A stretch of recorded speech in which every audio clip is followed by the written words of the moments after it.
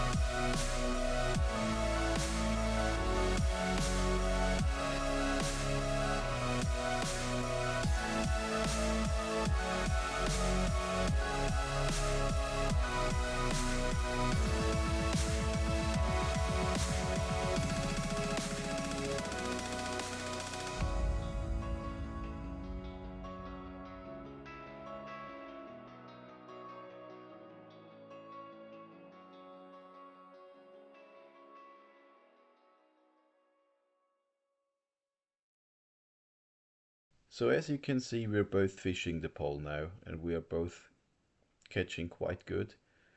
We are both fishing with corn at this moment because it was impossible to fish with maggots on the bottom because there were so many bleak and rod in the pack that we weren't able to get to the bottom. Fishing maggots would have been much better because, and I think this is because of the drastic weather change. The fishing, it wasn't hectic. The bites have been not, they've not come aggressive, so you were missing quite a few bites on corn, but it wasn't just it just hasn't been possible to fish with maggots. Also feeding wise, although they have been fishing hasn't been hectic, it was important to keep the bait going in to feed with the catapult, and at times we were feeding really heavily to keep bites coming. It seems that they need the noise and they need the bait um, falling through the water to keep visiting our peg. But by far the most important thing on the day was to lift and drop constantly, because if if you were not lifting and dropping, 90% of the bites you will get have been foul hooked fish. They were following the bait down and nailed it as it reached bottom. So lifting and dropping and feeding via catapult was key. And the next bite is going to be the best example of that. As you can see, I've lifted, fed with the catapult, the bait hit bottom, and like 1 second after it reached the bottom, the float just flew under and the next fish was hooked. So lifting and dropping, feeding with the catapult, and just keep the bait falling through the water was really important. And what we've done also was, when we had the feeling that there has been too less fish in the pack, we just cupped in a whole cup of corn. So once we figured out how to fish and how to feed, we were able to keep fish coming throughout the whole match basically. So I will stop talking now, and I hope you enjoy watching us catching some fish, and I will come back to you in the end to talk about the result.